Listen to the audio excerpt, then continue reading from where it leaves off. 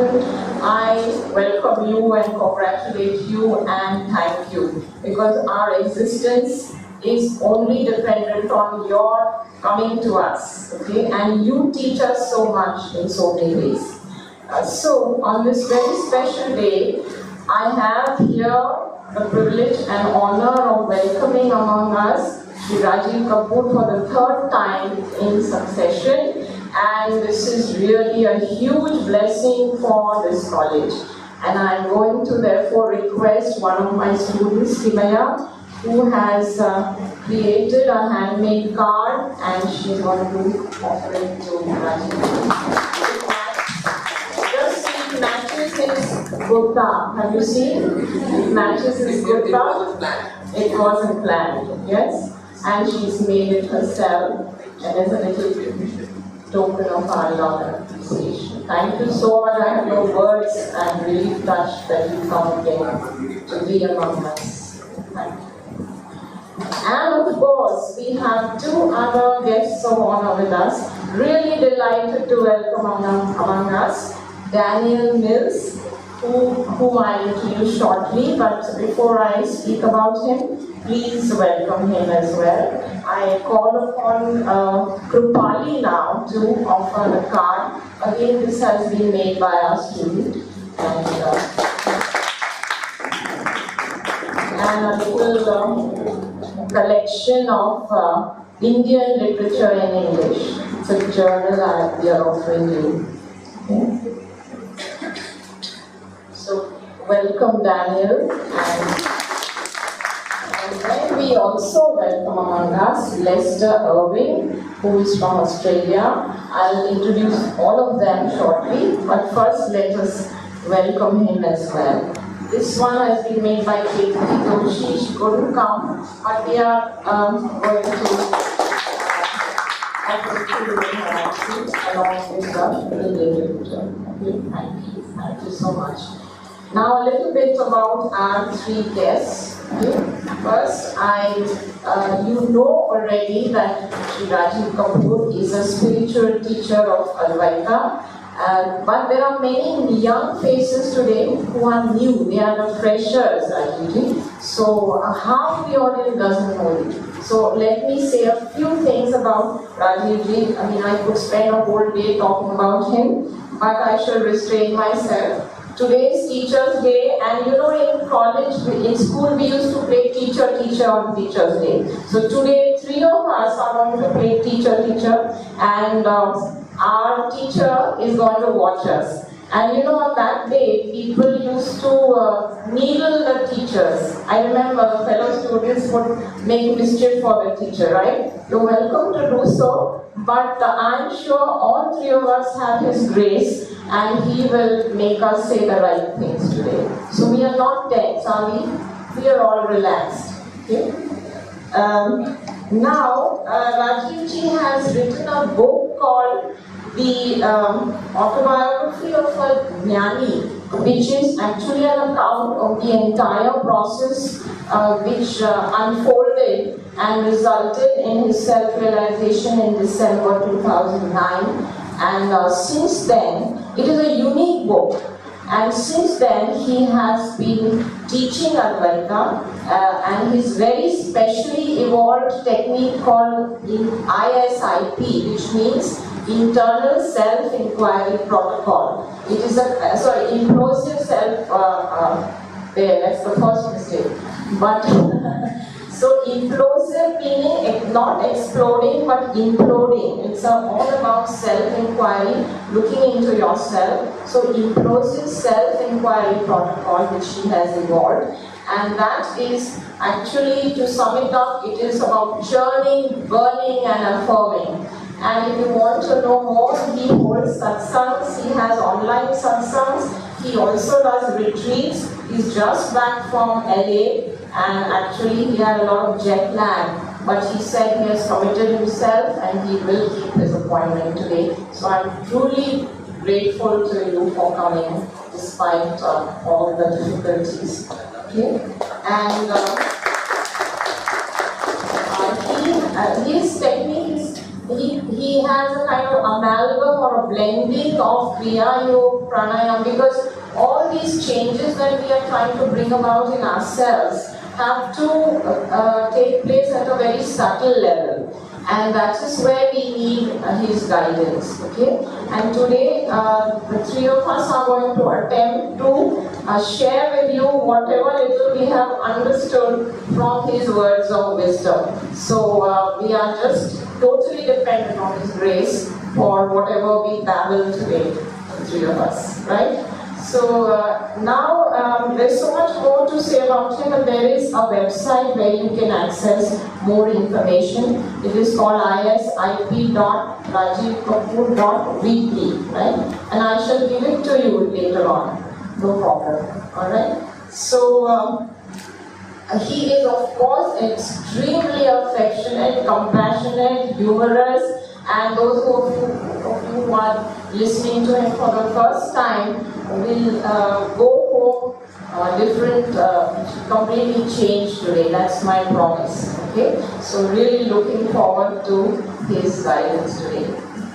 I also would like to say a few things about Daniel Mills. He is a graduate in biology from the University of Minnesota, right? Minnesota. And he has lived in Japan for 25 years. And thereafter he has settled in Hawaii. And he has also done a lot of biomedical research. So he is a healer of sorts. He has been linked with healing, and he is therefore an appropriate person today to talk about fear and anger management, which is the theme that the Center for Mindfulness has chosen for the whole year. Okay?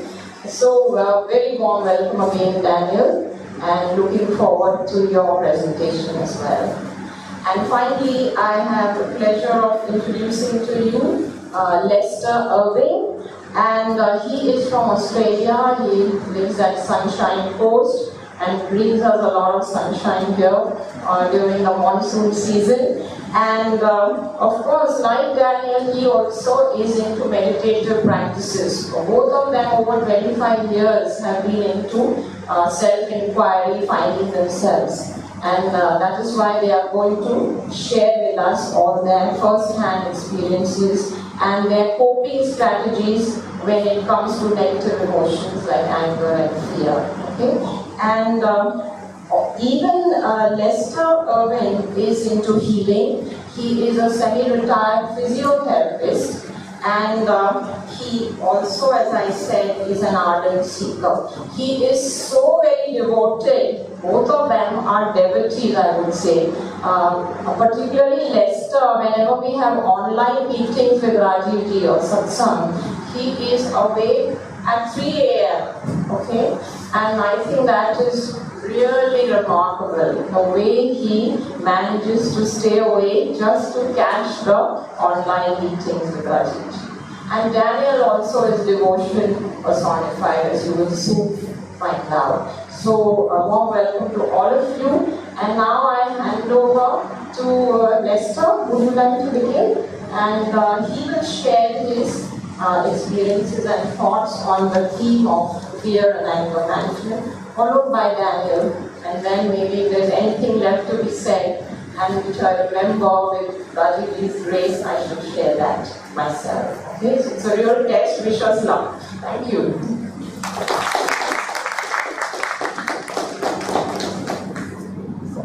Okay, so fear and anger management, and it's a big topic, and I'm pretty frightened here now, standing in front of all you, because we haven't had much time to prepare or anything, but hopefully there's just a few points and stories that you'll find interesting, and maybe be good to think about, make you think about things and all that.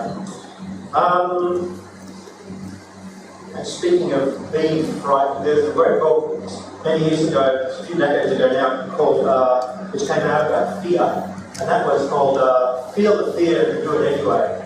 And I think that's a terrific sort of encapsulation of how we can think about fear. Provided, of course, that it's something you think it's good to do. You've got to feel it, and even if you're petrified, if it's a good thing to do, you've got to do it, sort of, within reason. Anyway, I've got a few points, so I'll just start rambling off and we'll see how it goes. One thing that struck me about fear and anger is fear is different to anger. Fear stops you doing stuff mostly, whereas anger makes you do stuff. And of course, it's not always wise where those feelings are driving you. So often you need to take great care in deciding what you do go with or not go with when you're considering what to do with these feelings. Often it takes great courage in determining where to go with it. Certainly discrimination. Often the two go together. Fear and anger often go together. So because you're frightened of something, or more often someone, that makes you angry too. And you young people must have parents, and that's very common with parents. You're frightened of them, and often that makes you angry. So that's something to think about. It's also in thinking about politics, fear and anger often go together, and politicians use them to manipulate people. And they're very good at that.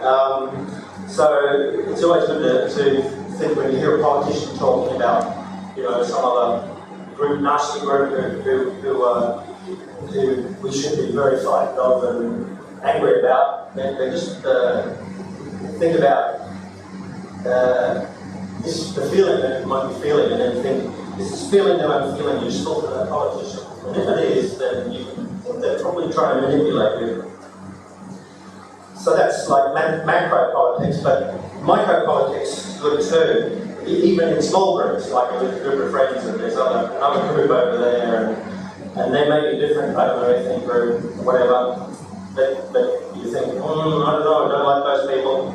But often it's just because they're a different group to you. So that's something to be really aware of too, I reckon.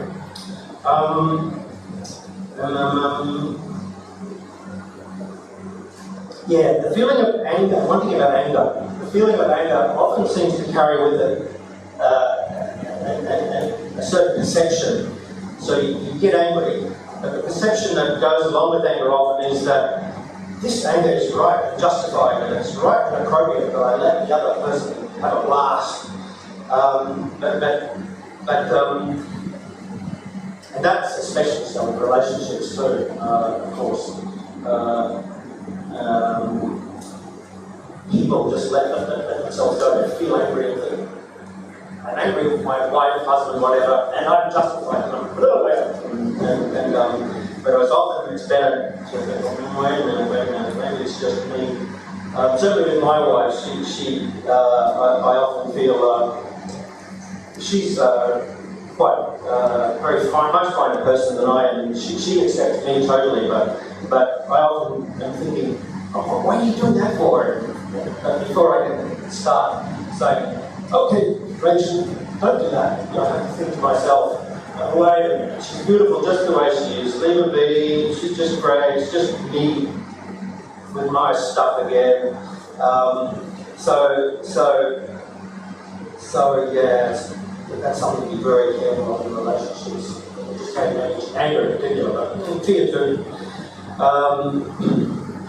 And when there's a lot at stake, and there always is in relationships, there'll be the big temptation to deceive yourself, which is just deceive yourself about making you think that these feelings are real, when really they're not. Like that example with my wife, it's really just it's not a true perception of how she is. She's a nice person, so why should I try to control her and do all that stuff? It's also important, though, not to repress feelings, and it's probably hard sometimes to tell whether you're repressing or not, but certainly if you're it's still going on and you're not resolving it inside yourself somehow. Sometimes it is right to express these feelings, and that's good in a certain way, but it can really mess you up if you hold it inside, and then it becomes a lot of resentment and all things like that. So repression is really dangerous.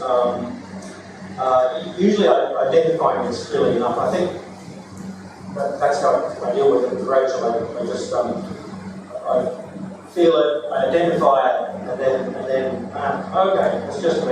Okay, and then it seems that I'm dealing with that without repressing too much. Probably always do it a bit.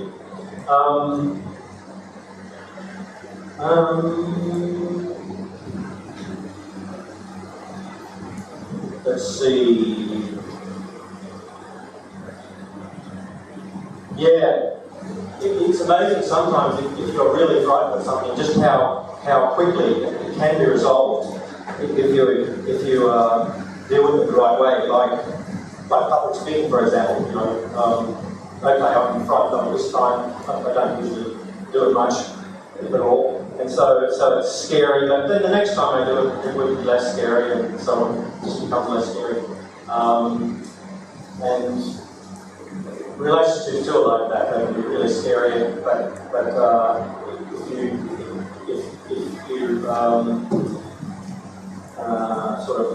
if you feel fearful about talking to somebody about something, you'll find if you talk. If you do overcome that fear, even if you're really, really frightened and that you think it's the right thing to do it, then the next time will be much easier, even if it doesn't quite work out, because it's awful, which can happen, it's happened to me. But it's good to do it then. The fear can go really fast like that, by overcoming and doing things anyway, which brings me back to that don't feel the fear and do it anyway, which I like. Okay, I think that's about it for me. Thanks.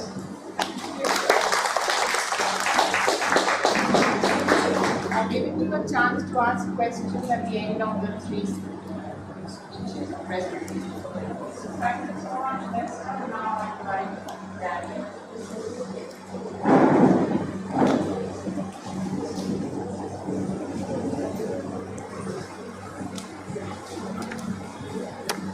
Namaste. I'm from Hawaii, so aloha.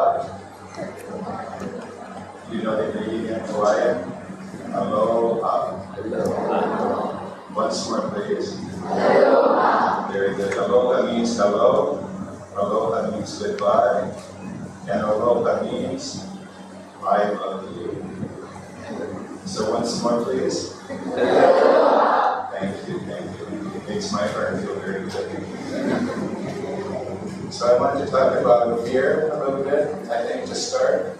And because this is a college campus, I want you to give me information, okay? So that I learned many years ago that has helped me deal with my fears. And I hope it will help you deal with your fears. Very simple, very simple. You've probably seen this a million times. If you have, please forgive me. But let's do it one more time. So one of the things about fear is that there's a physical sensation of fear, and there's a psychological aspect of fear. And the psychological aspect of fear is an overlay that we put on physical sensations of fear. So I want to talk about the physical sensations of fear without the psychological overlay. Okay?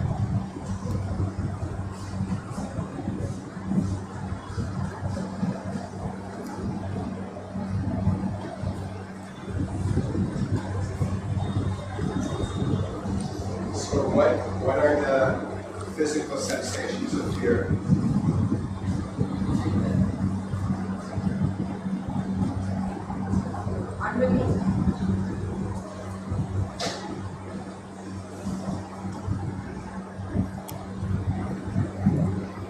So what are the physical sensations of fear? Let me have one. Shaking. Shaking. I'm only shaking.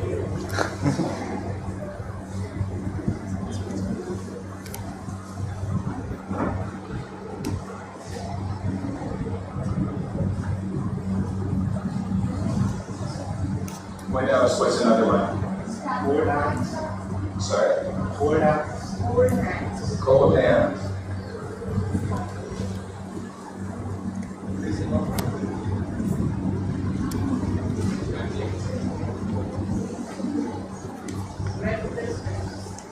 Breathlessness. Stammering. What? Stammering. Stammering. It's just this is stammering.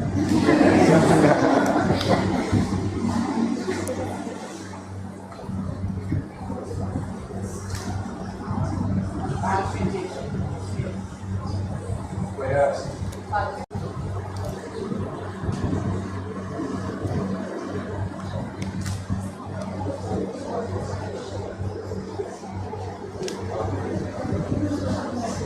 What was that?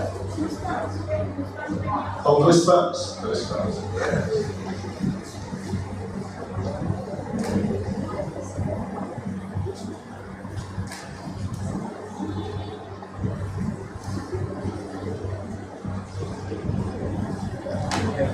In Hawaii, they call goosebumps by a different name. They call it chicken skin. Isn't that cool? Chicken skin. Okay, what else? In the stomach? Tension in the stomach? Oh, butterflies.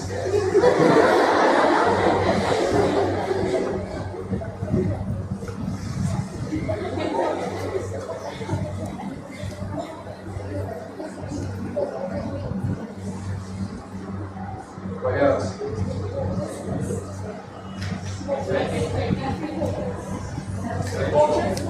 Hopelessness. Got it bad. Oh yeah, that's psychological. That's psychological. Rejected. Physical. Yeah, irregular heartbeat, right? Okay, we'll just do one more.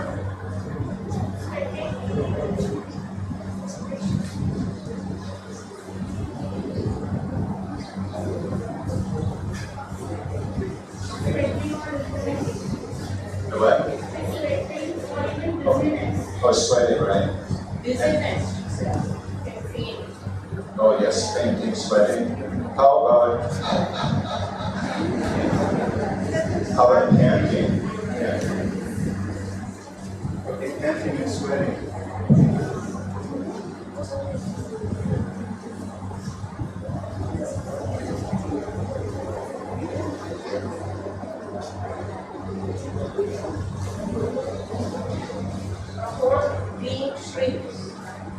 Shrinking, becoming tense or smaller or contracting, right?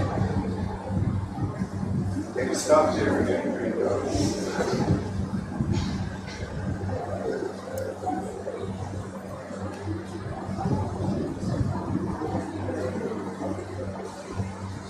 Okay, very good. So those are all the physical, or many of the physical manifestations of fear. And we all experience that, maybe more flushing of the skin, panting, sweating, shakiness. All of that stuff is physical.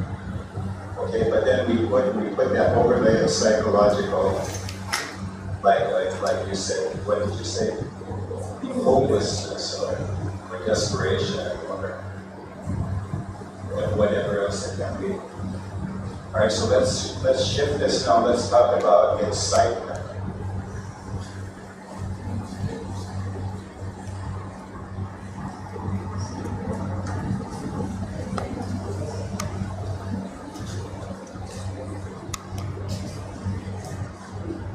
Let's talk about the physical sensations of excitement. What are they? Not so fast. Not so fast. One at a time, please. What are they? All of them. But one at a time. Sparkling eyes. Sparkling eyes. I don't have that under here. Please read this list and give me one of these. Happy. palpitation. Heartbeat. Butterfly. What about this? What about contracting? What about panting? Yeah. What about sweating? I'm sweating. What about cold hands? What about stammering? What about palpitations? Yeah. What about chicken skin? What about butterflies? Yes.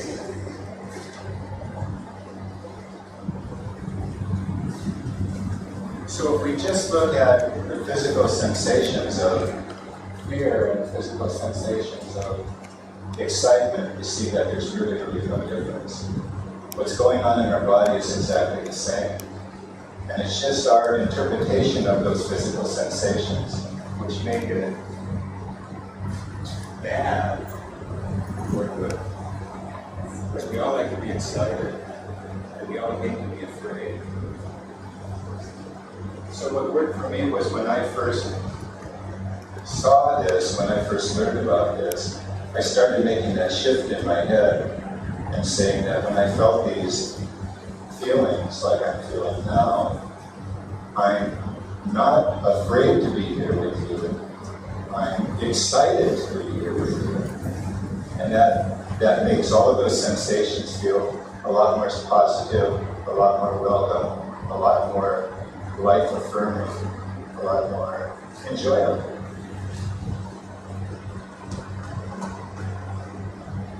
I just want to give you one example where you have to be careful, though, not to transfer all of the fear to excitement, because sometimes fear is a very good thing. It protects our life. For example, many years ago I was traveling in India for the first time, and I was up in the north part of India. I was heading for Kashmir, and I took a bus from Jammu, I believe, and it was a bus up through the mountains on the way to Kashmir. And as usual in India, the bus broke down in the middle of the journey. And everybody got off the bus, they had to wait for the next bus to come. And everybody was standing around on the side of the road next to the bus. And we were waiting. And right along the side of the road was a beautiful piece of very lush green grass. And my girlfriend and I was traveling with my girlfriend at the time. We looked at the grass and we said, there's no reason to stand here on this hot, dusty road when we could be sitting in the nice grass. And so we sat down in the grass and we thought, very, very nice. And we sat there for about 5 minutes feeling very happy with ourselves until an Indian man came over to us and he said, I don't think you should be sitting in the grass. And we said, no problem, it's very comfortable. We like it here, we're enjoying it. It's better than standing on the dusty road. And he said, yes, but there are snakes. And my girlfriend and I jumped up out of the grass and stood on the dusty road with everybody else. So in that case, fear was the right response. Fear was the right response because that was going to protect our life. So we don't want to, sometimes fear is important for us because it can save us from disaster. But a lot of the fear we have, a lot of the anxiety we have in our life is just the cycle, the misinterpretation of excitement.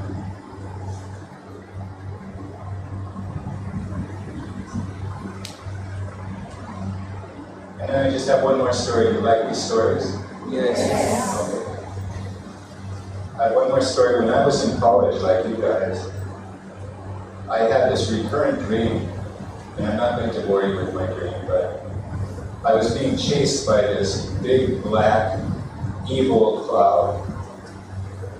And it would happen every few months. I would have that same dream. And whenever it would come after me, I would run, and it would, of course, it would chase me. And I would wake up and I'd go, thank God it was only a dream. But then a month or two later, it would come again. So that was it was bothering me, it was bothering my life. So at university, I started taking karate classes. And one night in my dream, this black cloud, evil cloud, terrifying cloud, started chasing me again. And I turned to run from it, but then I thought, I know karate. So as the cloud started getting closer to me, instead of running away from it with the cloud chasing me, I turned and faced it. And with my best karate kick, right in the middle of this dark cloud, and the dark cloud dissipated, and I kicked a hole in the wall next to my bed. I didn't break my toe, unbelievably, I didn't break my toe, but I had a huge hole in the wall next to my bed. It was a rental property, so not a big problem. So I woke up the next morning thinking, well, it's too bad about the hole, but at least that black cloud is gone, and turning to face it was the right thing to do. So then what I did to cover the hole, I bought a big mirror, and I put it next to the bed, and I covered the hole with the mirror. And you probably think that's a good idea, being young college students. Having a mirror next to the bed is a really good thing. And then a few days later, the dream came back. And again, the dark, evil cloud was chasing me. But this time it was easier to turn. And this time, once again, with my best karate kick, right in the center of the evil dissipated, and the mirror shattered. I kicked a hole right through the mirror, and huge pieces of broken glass came crashing down on top of me. Unbelievably, not injured. No scratch, no cuts, nothing. The evil was gone, the cloud was gone. I had a huge hole in the wall with lots of broken glass, but the evil thing was gone and never came back. It just never came back. So, what I want to say is that sometimes it's important when you feel victimized by your fear, when you run from your fear, it never goes away. It chases you. It waits for you. It always chases you. Whatever your fear is, whatever your anxiety is. As Lester was saying, it's good to turn and face it. And by facing it, you realize that it's just empty in a way. It has power over us only as long as we give it power. And as soon as we turn and face it, we become the master of it.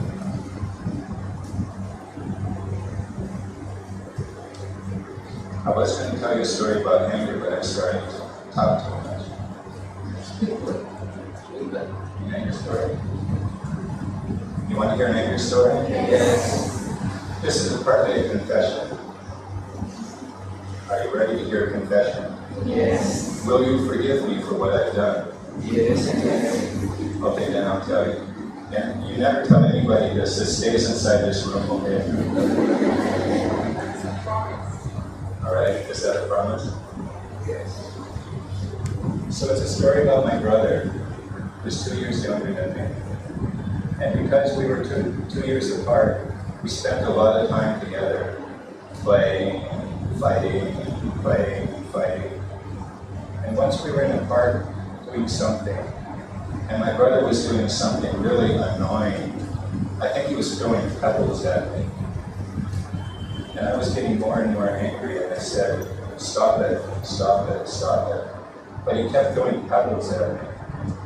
And I said, stop it. If you throw one more pebble at me, I'm going to kill you. I'm going to kill you. And so he looked at me, and I looked at him with my most ferocious look. And he picked up a pebble and he held it like this, and I said, "No, you don't. Do not do that. I'm going to kill you. Do you understand? I'm going to kill you." And he was holding the pebble, and he threw it at me.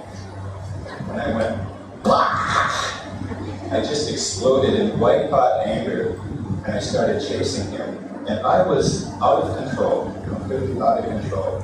My mind was gone. All I wanted to do was kill him. Now, usually, I could run faster than my brother, always. But on that day only, my brother ran faster than me. Because he was running for his life.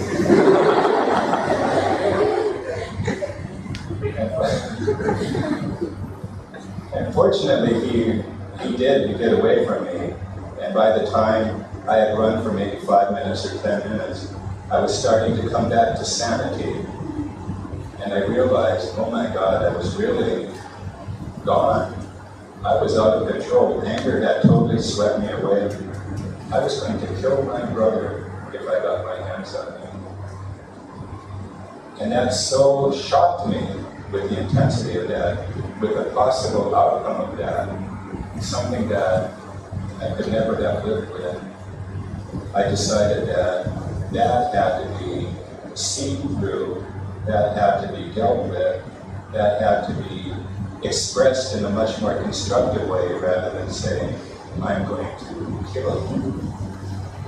So that really started my search for understanding of how emotions work, how they can be felt, how they can be channeled in constructive ways, how you can use that kind of white-hot energy for more creative purposes rather than destructive purposes. So that's my confession. Am I forgiven? Yes. Thank you, thank you. I don't want to go to jail. So I think that's it. It's just, as Lester was saying, we don't want to repress these feelings because that turns us into zombies. That makes us feel dead. We don't want to be overly expressive. That turns us into a sociopath. So we have to find that balance where we're able to express that energy that we have through excitement, through fear, through anger, and channel it into a positive way. So with that, I turn this over to our master.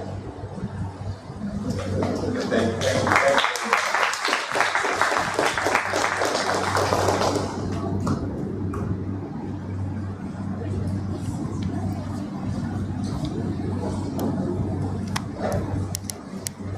I thank both of you for those wonderful presentations. So very personalized and straight from the heart. And now you have to bear with an academic who will want to turn it into the typical lecture. But then that's me and I have to be myself. Okay, very briefly. I would like to begin by speaking about fear because that is my main negative emotion and I have been examining it for so long. I feel the negative media also is responsible for it because when you look at the newspaper every day, the moment you look at the front page news, there is so much negativity. The journalists don't seem to see anything positive nowadays. And there is so much uncertainty in life, so much of vulnerability that very often there is chronic anxiety among students also. We have a system called mentoring system here. And the feedback forms are indicating that students don't have confidence in themselves. They have state fear, they have all kinds of worries and tensions. Now, let's look at fear, therefore. Many years ago, I started my journey on this path, and at that time I stumbled upon a book which told me that it is attachment to the self which makes us so fearful, okay? And that was not very flattering. It's a blow to your ego to be told that you are such a self-centered person that you are always struggling with fear.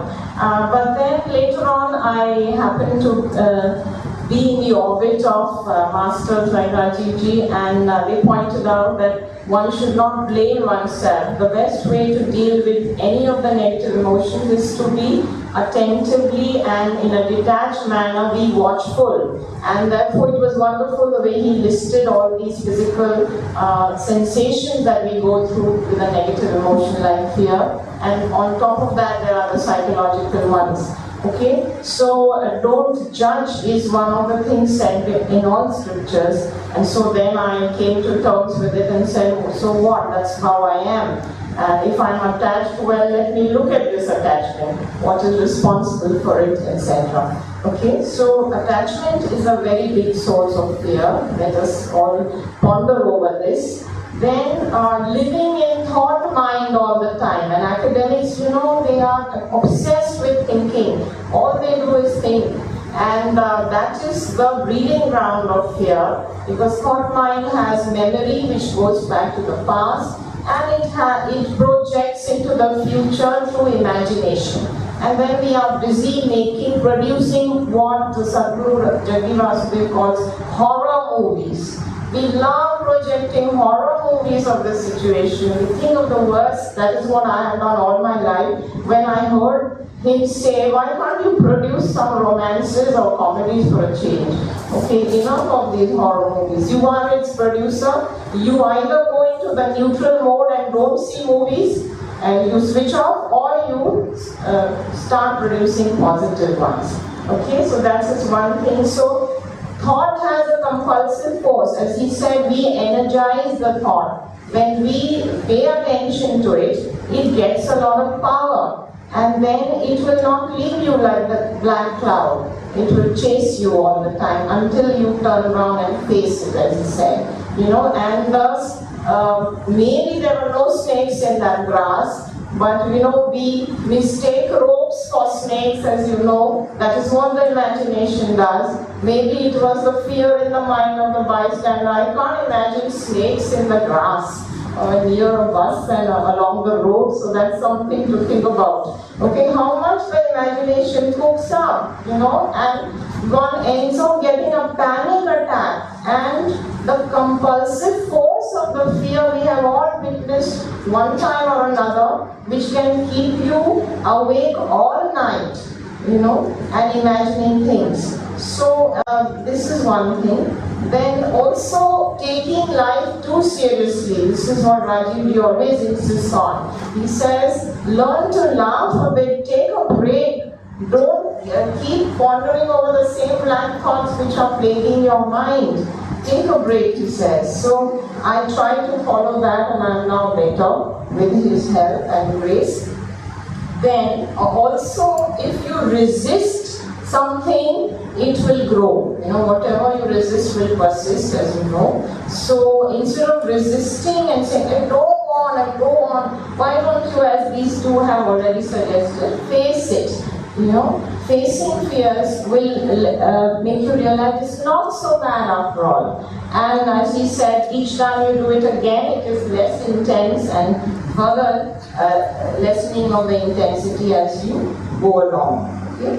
So the one thing that Rajiv ji has taught me is also to trust existence. Another reason for lack of fear is lack of trust in existence. We always think that everything is out there to pounce upon us, whereas you dig up the earth and at the center point you will see a little creeping insect, alive, healthy and well, you know, and the sparrows never do jobs, and the dogs are around, you know, walking the street quite happy with themselves. We are the one with our thought minds who don't believe in existence and don't trust it, and therefore we cook up all these nightmares for ourselves. So this is one thing he told me once. He called me funny once because I met him 4 years back, and within 2 months he called me. He said, I want to speak to you.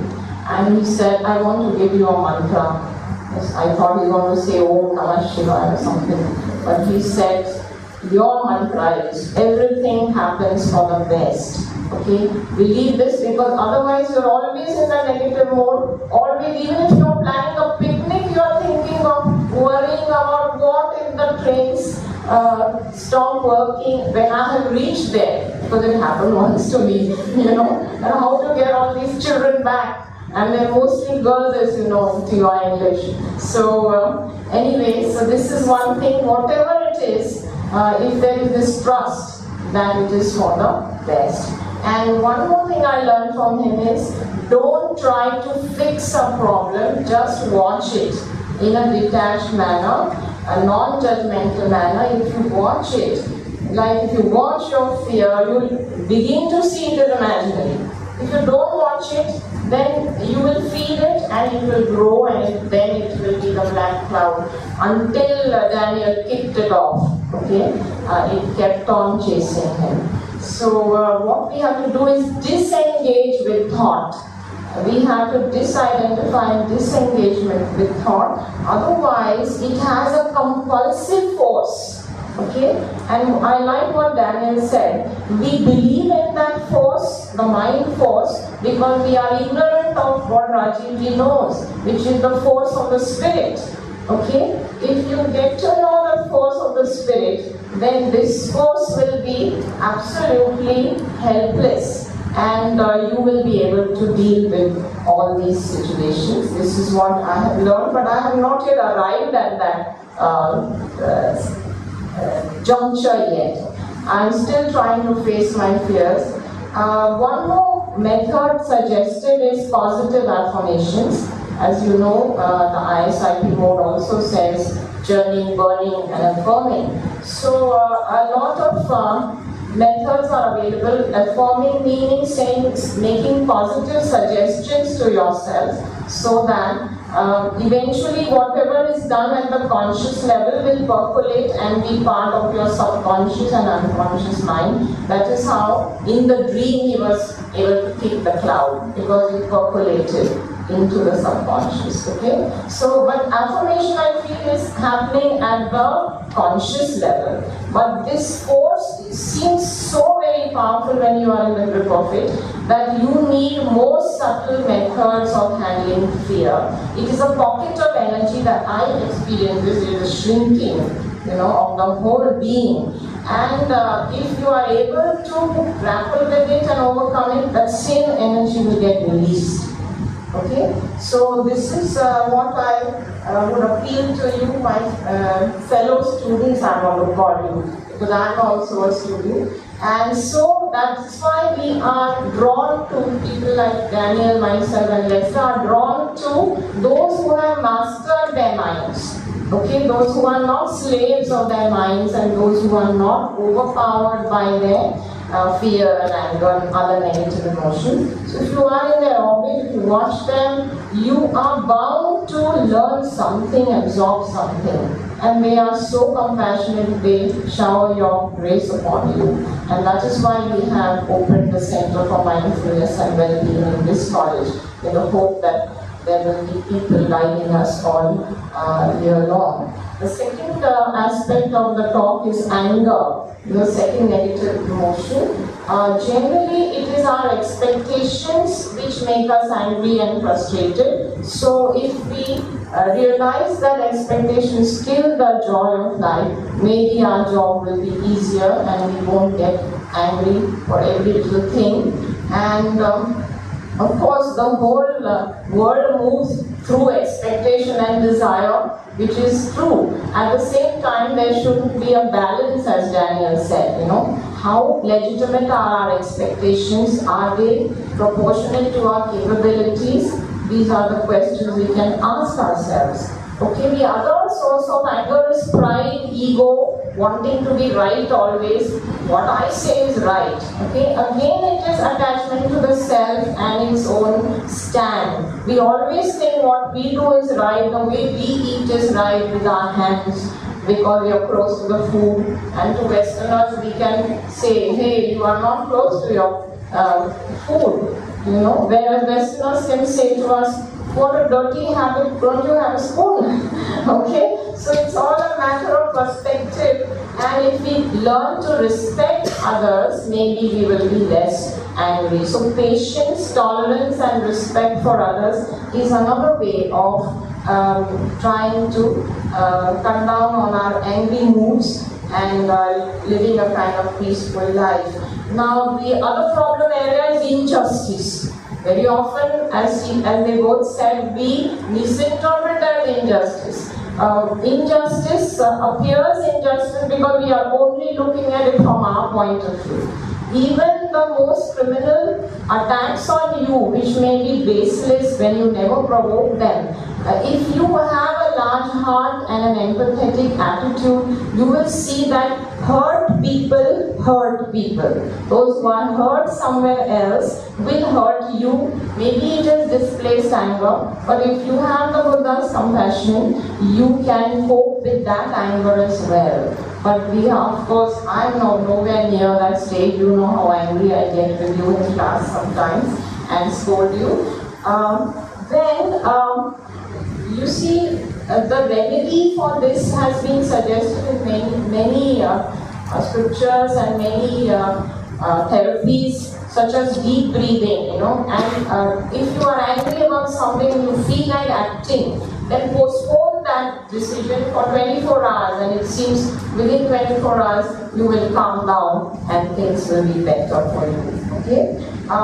There is the whole question of witnessing your own thought movements, which is happening at a subtle level. At the gross level, we can use affirmation and deep breathing, etc. But we all know that it doesn't work for long. These are all short-term remedies that we have picked up from books, from wisdom literature, etc. But when you want to operate at a deeper level and uproot anger and fear and any other such negative emotion, I'm sure that you will have to seek the guidance of somebody who has achieved that, and those are the spiritual masters. Okay? Keep a sense of proportion. Everything in life is relative. What angers you may not at all anger somebody else. Okay, so there again the factor of keeping a balance comes in. I would now request Rajiv to enlighten us on all this, because he's also said that you should accept suffering. You should be ready to bear suffering. Why should you not be suffering when the whole of humanity does have suffering, correct? So don't resist it. If at all suffering comes, it will heal you, it will humble you. He always says, it will humble you. Whatever is left, he calls it Song of Kali. Is a very beautiful text he has written, in which he says, Kali will attack you if there is still some ego left. Okay, and it has not spared even saints who have suffered towards the end of their lives. So humility is a very important virtue, but all these are guidelines which we cannot make our own. These are just ideas for us. Until we sit with our own energies and do what Daniel and Lester have suggested, watch your own bodies first, physical manifestations. It has been said that every cell is communicating with every other cell. And Dr. Hegde was here last year and he told us that if there is fear, then the cells are afraid of each other also. If there is anger, the cells are angry with each other also. They don't know any other language. It is a universal code for them. And therefore, imagine the poison and the toxins in the system that we generate. Anger in particular is a really poisonous thing, because you go mad with anger. It's a kind of insanity. And we have marveled at ourselves later on. How could I be so mad with rage? Surely I should have known better, but it's too late by then. So then, to address these subconscious springs of our behavior, subconscious and unconscious springs. Merely reading up books, help yourself books and trying to implement that will not help. You will have to address these issues at a subtle level. This is my humble feeling, and I've been trying to do so. Still I have not reached my destination, but the effort is on. So with those words, I invite Rajiv to take over.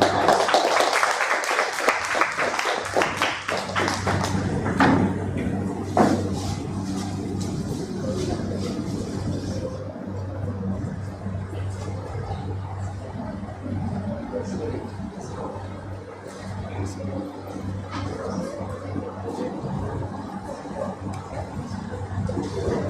Now it's fine. Hello everybody. Good afternoon. I love you all. You can't say that to me? Okay. Not bad. I'm only going to take question answers because that's what was I spoke to Vaji, but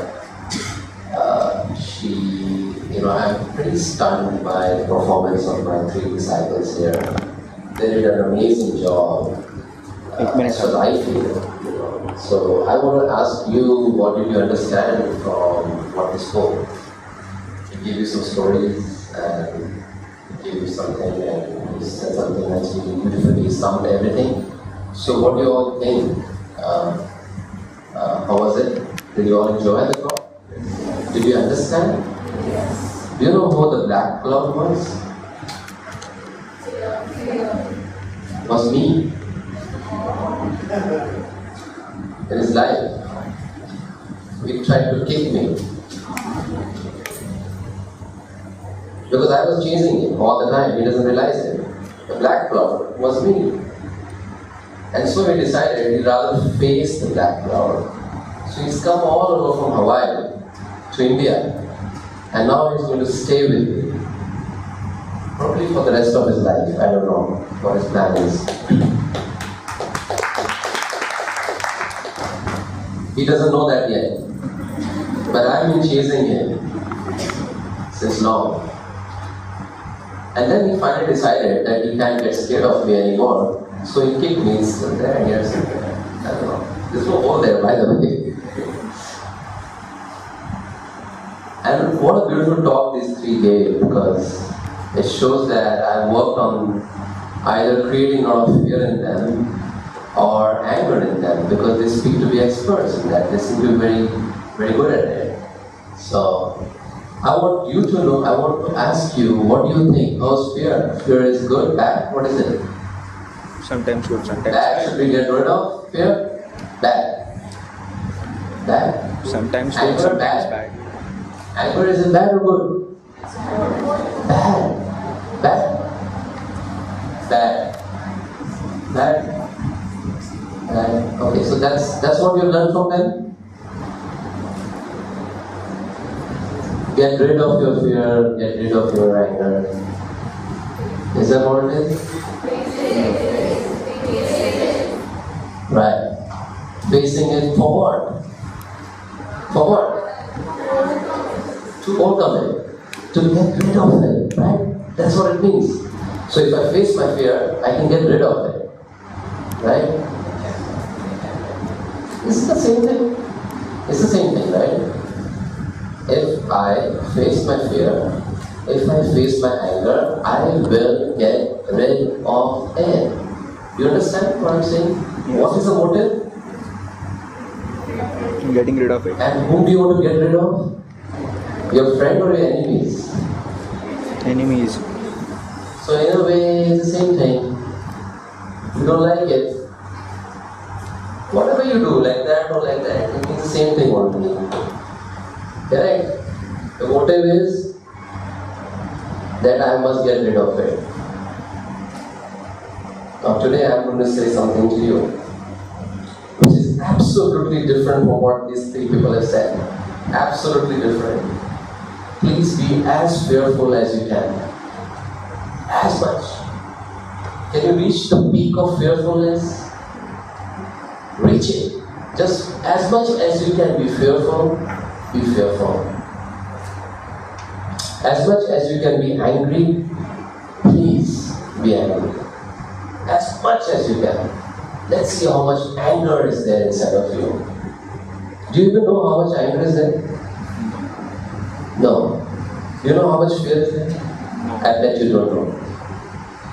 And you are trying to get rid of something you don't know about. See, that's a problem. And we spent 45 minutes talking about getting rid of something which you don't know about. My point is, please know what fear is. Please get to know it yourself, firsthand. Don't listen to all of us. We could be completely wrong. Get to know firsthand what anger is, what it does to you. I'm not saying negative because I don't believe that there is any energy in this world which is negative. God here has given us everything beautiful, which means even your fear, your anger, and all these emotions that we talk about is beautiful. Please, you're human beings.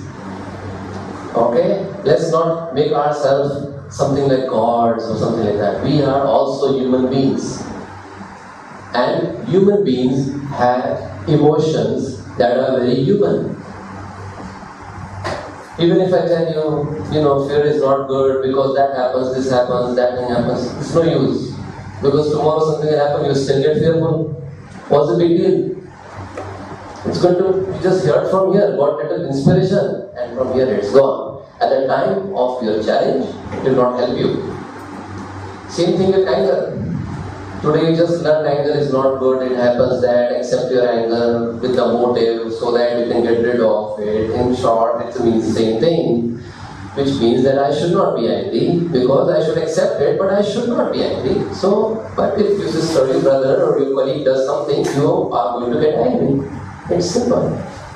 Nothing can stop it, and I am telling you, nothing can stop it. It's all bullshit that you can get rid of it. Number one, you get rid of it. It's very unnatural to get rid of it. It's not in your divine destiny to get rid of it. You are human beings. Also, you cannot get rid of it. The problem is, we don't need to get rid of it. We need to integrate it. We need to know it. You are not just human beings. You have a divine destiny of knowing what you are. You are divine beings too.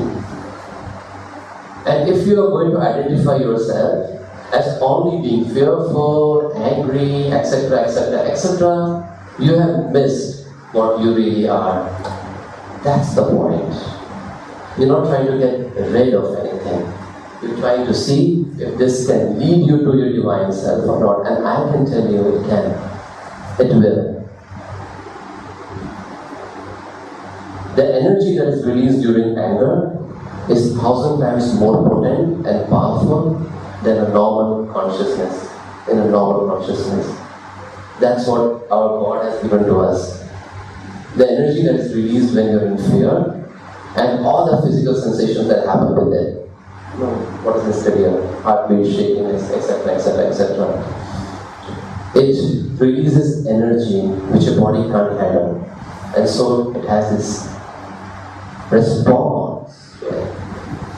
So understand, it's not the matter of it's being bad. It's good. It's good you're angry. It's good you're fearful. What is bad is you are responsible for my anger. You are responsible for my fear. That is responsible for my fear. If she had not said to me, I would not have been angry. I would not have been fearful. That even caused that thing to me. That's the problem. That's the problem. Whatever God has given us today is an opportunity for us to realize our true being as Sat Chit Anand. Truth, consciousness, that is one, and Anand, joy. Together they become love. Then you realize all the three things. Real love. And from that love I am telling you, please be angry as much as you can. Please be fearful as much as you can. You cannot deny it, you cannot escape from it, you cannot run from it. How do you do that? When you get angry, remember, sit with yourself. Just sit, observe, and not just observe and look at it. I want you to feel it. Because this is your gateway to heaven.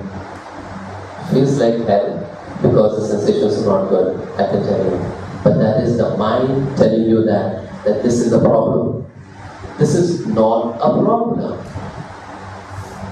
It is your mind that has told, and all the books that you have read, and all the people who have told you, that thing will happen, and that thing will happen, and this will happen, and that thing will happen. Nothing will happen, trust me.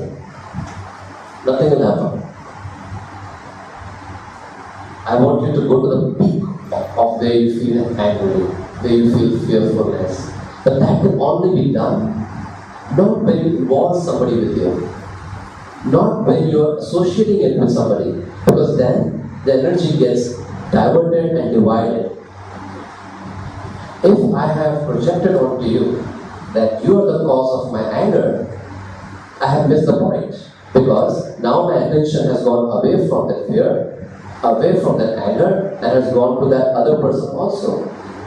So in that sense, you're not dealing with it completely. You're not understanding the power of anger and fear.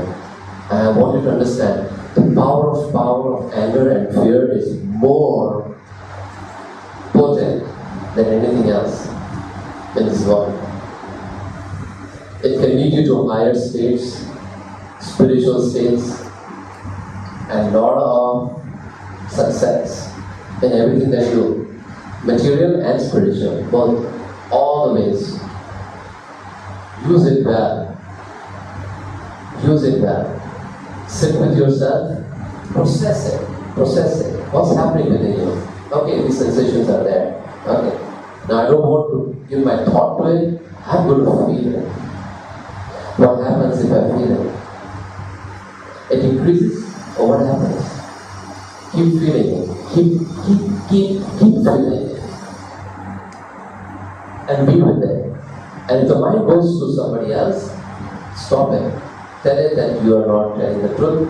This is my opportunity to become more powerful. So I don't want interference of anybody, nor the mind into this. And then be with it totally, fully, with passion. And then you'll see the change. It won't happen in one day, maybe it won't happen in a month, but you'll see how your cells respond to it, how your consciousness responds to it. You'll become so happy by being inwardly angry or inwardly fearful that you won't need to get rid of it. In fact, you will be like me, congratulating or praising the person who makes me angry, looking forward to being fearful, because it is an opportunity. That's what I have learned. You cannot get rid of it, no matter how much you do. You can do 1,000 pranayamas, you can do 1,000 techniques, you will still be angry, you will still be fearful. It's not about that. It's about realizing how I can use that for my best. And that's what we're here for. And then when that happens, you will understand that how everything is for my best. The mantra that I gave you, Anjali, is a final conclusion that I came after I processed all of that within myself. Every emotion that you go through can be integrated and can be made to fall into yourself, into the joy of your heart, into the love.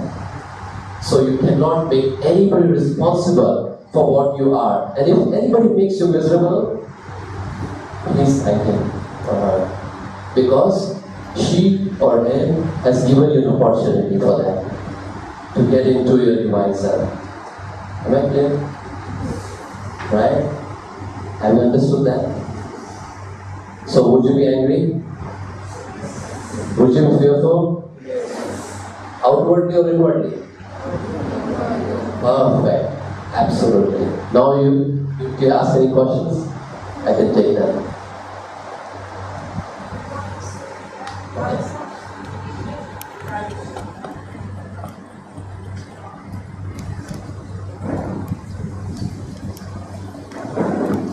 Now do you see what a master stroke is?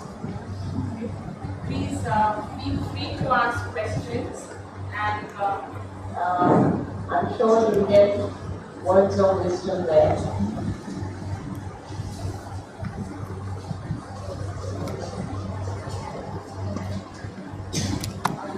Start into awareness and no questions are emerging. Here is Amrita.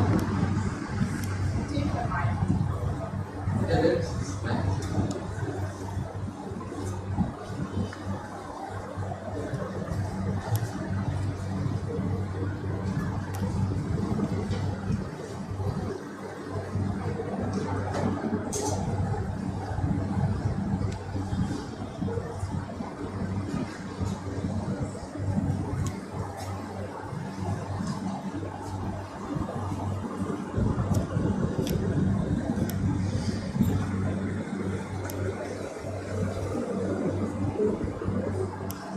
Good afternoon, sir.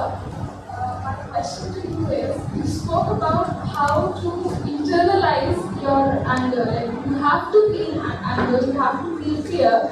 But I have been doing this because when I get angry, I explode.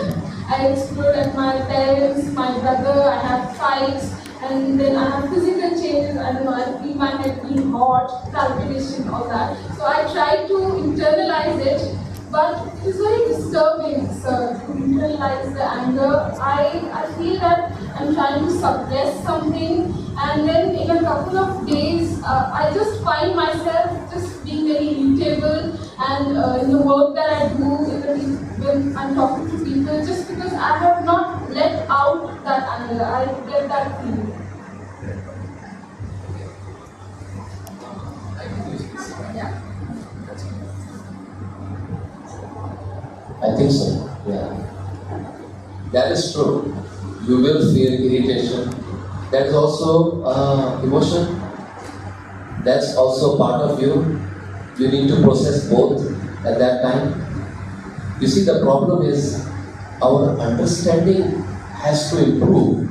We have to understand that humanness is a part of our divineness. Okay, it is not something that is separate in any way. So all the emotions that we go through are not other than ourself. Right? Just like waves are not different than the ocean. They are part of the ocean. They are the same thing. So whatever you are going through as an experience at that moment, you can sit with it. If it is irritation also, sit with it. Try to make out a physical symptom out of it. Like, okay, actually I'm feeling there is a feeling of I feel strangulated, for example, my throat is blocked, let's say. So if I'm giving a physical symptom to it, it becomes easier for me to handle it. But if I'm going to start, because your habitual pattern is to start blaming somebody, which is a habit, that because of this person I am experiencing this, then you have to deal with two things at that time.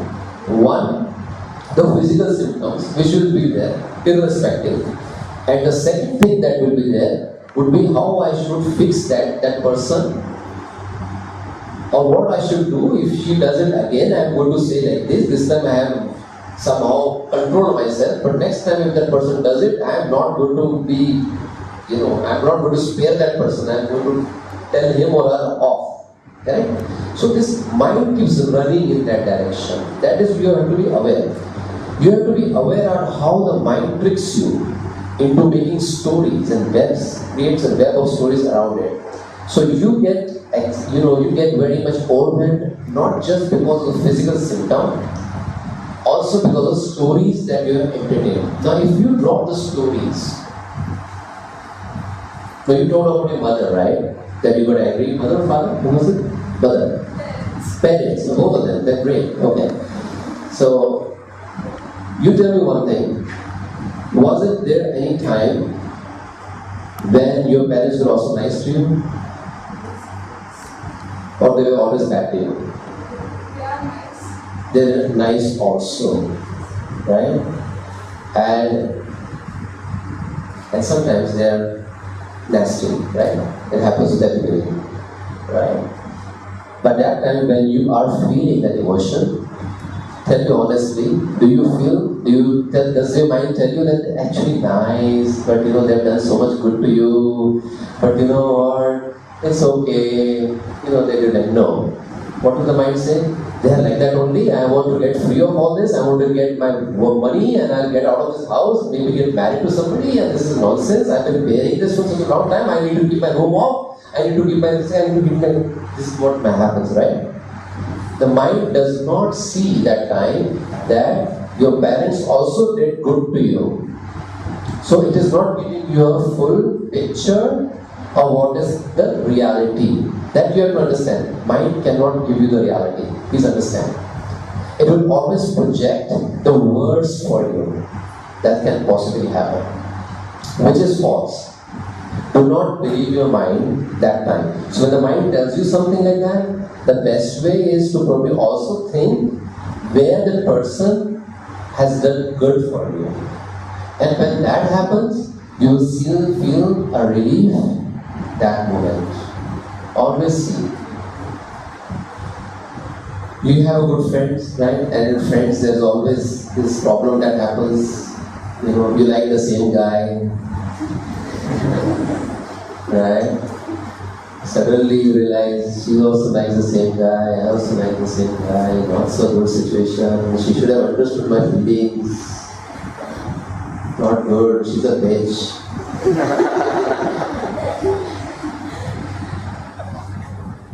But she also did a lot of favor to you. She also helped you a lot when you were emotionally down. She was the only shoulder that you had. She was the only person who understood you. But that time, she feels like she's a bitch. She took away someone that you wanted. Right? So, that's what I'm saying. You don't see the whole picture in this whole thing. You only see part of it.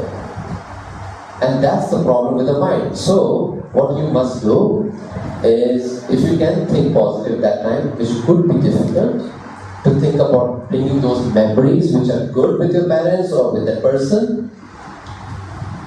If it's difficult, then you just sit with your feelings, with your emotions that are happening, and telling yourself and telling the mind that you are talking nonsense. That's very important. Tell your mind you're talking nonsense. Because 99.9% of the time, the mind is talking nonsense. Gibberish. It's imagination. You're building castles in the air and stories. None of that is true and real. Trust me. And you can see that after a few months. When it comes back to you, you realize, oh, I thought all that crap for nothing. She's actually nice. So that's the thing. So realize that at that time, two things you can do. One, bring the good memories of someone who kind of irritates you, makes you uncomfortable, gives you that feeling. And second, process that feeling within you as a form of physical sensation and try and feel it within yourself completely without trying to fix it, without trying to get rid of it. Two things. When you do these two things, you'll come to enlightenment. Simple. You'll realize that everything and everybody in this world is actually working for you.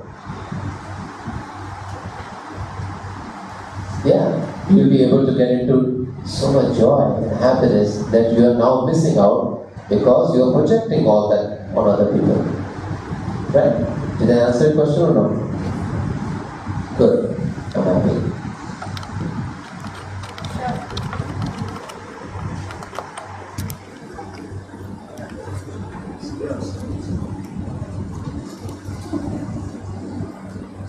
Hello,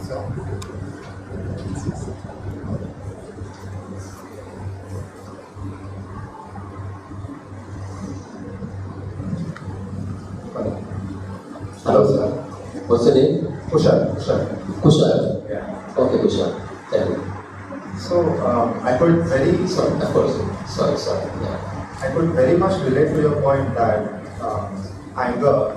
I don't know about fear, but anger surely is one of the most powerful forces in the world.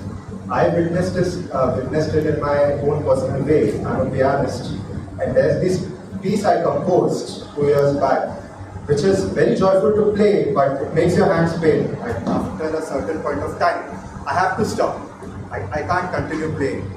Okay, and just about a week ago, it happened sometimes that I'm in a self-criticism mode. I feel like criticizing each and every aspect of myself. I'm angry, and the different thing I did that time was I started playing my piano. I was always almost on the verge of crying, and the one different thing that happened was that my hand sure was paining, but it didn't stop me from continuing playing.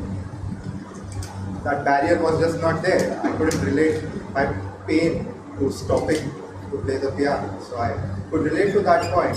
But my question right now is that whenever I grow angry, it's always inwards. I seldom explode. I seldom express it, I would say. I explode inside, but it always ends up in self-criticism. Correct. Thinking that what a piece of shit I am, with respect to each and everything, most of the things. Yeah. Are you taking that seriously? Yeah. Are you taking that seriously? What a piece of shit you are? At that moment, yes. Okay. Yeah, and after I come out of it, I seldom think about it. But in that particular moment, which could last for about a certain minutes, it almost feels like I'm so evil. You're so? Evil. Evil? Yeah, as such. So, how should I channelize that to what you have explained? What has happened is that somewhere you have suppressed your reactions outwardly and turned it to a reaction or violence against yourself.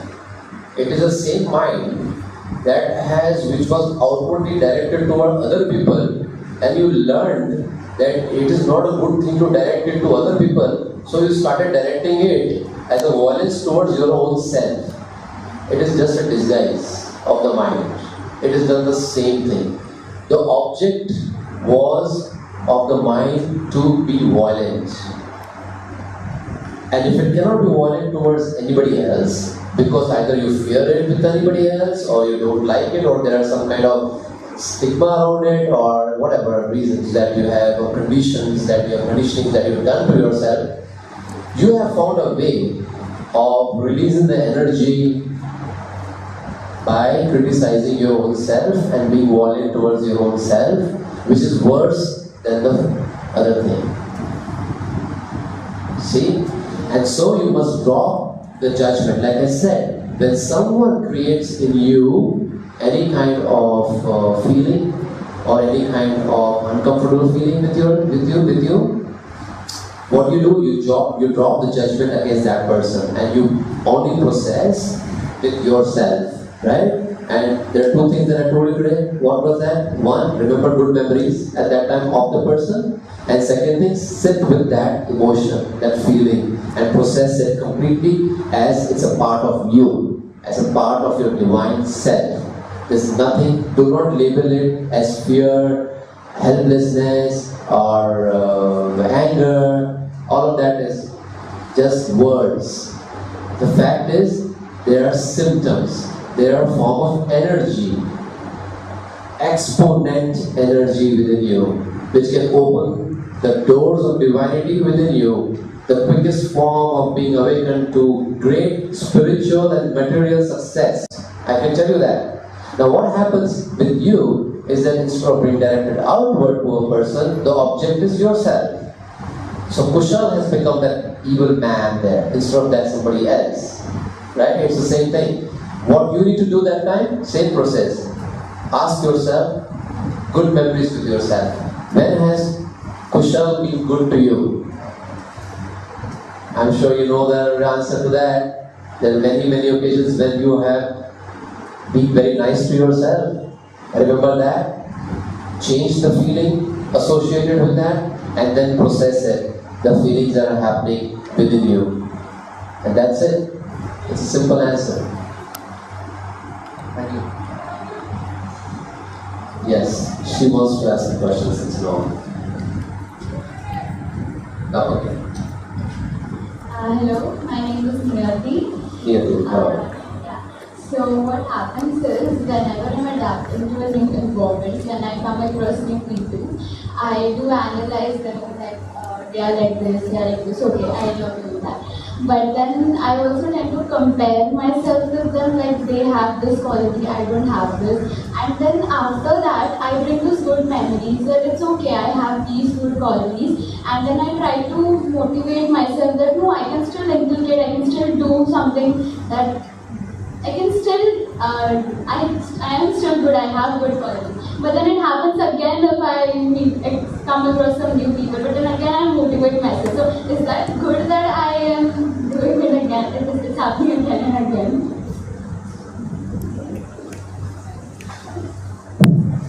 Well, I think the issue of lack of self-worth, is that what you're talking about? That you feel not so competent with yourself? Sometimes, and then you go and then the mind thinks, no, you're actually nice, you're good at it, you go to the mirror and say, I look more beautiful than that. That's for sure. She may be intelligent, but I look more beautiful and hot than her. Yeah. Whatever works. If this works, then it works, no problem. But the basic point is if it's repeated again and again, it's like a repetitive pattern, then you need to go to the crux of that. You have to go to the root of that. And the root of that is that self-worthiness or the lack of self-worthiness is due to some emotion or feeling that you had suppressed in the past somewhere, and you need to come to that again and just feel, okay, this is not bad for me, I don't want to fix it by going to the mirror or talking to myself and telling, no, you know what, I'm good, I'm great, I'm amazing, that kind of thing. You can go to the number 2, like I said, number 2 step, that is to process. So it's good that you feel talking to yourself that you're very good. That was number 1 that we did. Number 1 step, right, with everybody? Number 1. Yes. The second is to bring good memories, which you are doing already, naturally, without me telling you. That's great. The second thing you should do is step up a bit. Say to yourself, okay, this is me also. It's a feeling I feel which is translated as lack of self-worth or incompetence. But it's also an energy that is there within me. I'll sit with it and not try to and get used to that energy, that feeling, what it is, and get familiar with it. Once you get familiar with it, then it will stop bothering you. Then the thought will not come. So it's all about familiarity with yourself. Correct? Okay, Niti? Okay. She wants to speak. So you talked about... Your name, please. My name is Kimaya. Kimaya. You talked about facing anger, fear. I mean, fear I can understand. I have faced it, I overcame it. But what about the situations that you have been through? Means you have been exposed to anger throughout your life, and that is why you develop an awareness of it in your childhood itself. That you are aware in your childhood that anger can cause problems, it can disrupt relations and many other things, and that is why you never let yourself feel anger. You never? Let yourself feel anger. Correct.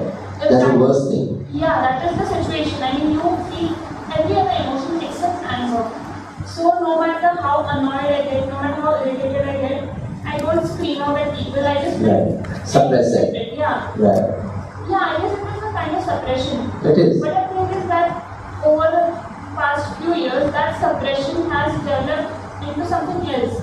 It is not just anger that I don't let myself feel anger, I don't even think about. I never get angry. But it's like all other negative emotions that are there, even those are getting suppressed. And because of that, even positive emotions are suppressed. Means, in a moment I can smile, I can feel extremely happy. Right. You become dead. Huh? You become dead. Yeah, exactly. Correct. That's the problem. Frozen heart or something like that. Right. You see, that's the problem. That's the problem with all the spiritual study that is we have read and understood about. Oh, fear is bad, anger is bad, and this, and you should escape. Try to get rid of all these things. They're not good for you. And what happens is that when that happens, like you're saying, you become totally separated, removed from life. You feel that you become dry, dead, nearest, no juiciness. How can you love? Tell me, how will you love? Because you don't have that. You're kind of suppressed so much inside that you don't feel anything happening inside. That is exactly what I'm saying. I think it's like in the moment I can be extremely happy for my friends, for myself also. But in this case, that's just it's a moment. Inside later when I'm reflecting, I'm like, okay, yeah, it was just a moment, it has passed. Nothing. Right. And that is not just for negative emotions. For negative emotions, fine, it can be productive. I've personally experienced that. Out of my negative emotions, I've written poems, drawn paintings, many things. But the positive emotions, previously used to express them. Now, I don't even let myself feel them because, yeah, I've accepted that, yeah, positivity is going to last only for so long. It is going to end eventually. Negative things are going to happen, even they will end. But yeah, it's a cycle. So it's like I'm totally removed. And I'm aware of the fact that yeah, I'm removed, but the thing is I can't do anything about it. I want to feel, but the thing is, situations that I've been through won't let me feel. So what do you suggest? I mean, it's not just a case of anger, it's a case of many things together. That's true, and I said it is a case of you integrating the understanding the humanity, the humanness is a part of the divineness, and not to feel bad if you feel anything. Because if you stop feeling anything, you stop living. And if you haven't lived properly, I'm sorry, you cannot be very, spiritual or successful person because feeling is everything. If I'm not feeling, then there's no point of living. So you're what you call as a textbook, perfect textbook example of a very spiritual person who knows that everything comes and goes, which is fine. Of course, everything comes and goes on me, on myself, and nothing should affect you. But at the same time, you should not deny and just live in that dimension. You should also go and play with life. You should also go and play with emotions. You should feel it. But I'm not saying playing with emotions means to obviously not to project on somebody or to bring their mind into it or try to abuse somebody because they did the same thing to you. None of that. But I want you to open your heart. Otherwise your heart will become constricted, small. It's not the way to live life. So, try to experience everything fully. If you start to feel any emotion, celebrate that, smile with that and say, I love this, I'm feeling jealous. I love it, I'm feeling this, I'm feeling that. Why not? Why not? It's a part of your humanness. Live it fully. If you're going to separate your humanness and all the time escape from it, then that becomes a pattern of escaping from everything. So that's what you should do, and that's a very strong person. A person who can face everything and smilingly enjoy that. The discomfort that is given to you, if you can smile in it, that's the real character. So start with enjoying your life, right? Just one more question. You must be familiar with the Vipassana and all that poems. Yes. Yeah, so they advocate letting go of your anger, fear, everything, and you concentrate on your breath to let go of the negative emotions. Right. So negative emotions are necessary, but then what is that? According to what? My methods are very radical and different. I combine Advaita teachings, I combine Kriya Yoga teachings, I combine Vipassana teachings and all of that. I am not criticizing any of that.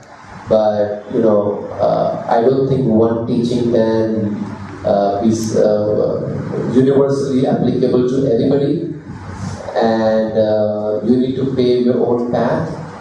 You are a legend in your own right. You are epic. You have to understand and be honest with yourself. Trying to escape what you feel through breath, that is through pranayama or through awareness, is the old, outdated techniques, because they try to make you escape into something that you are not. And you should be proud of what you are, living every moment of what you are, never to judge yourself or anybody else, never to have an opinion about yourself or anybody else, and live in that moment. This very moment is very precious. You are very precious. You are divine child of God. I don't need to escape from anything. God has given me everything complete.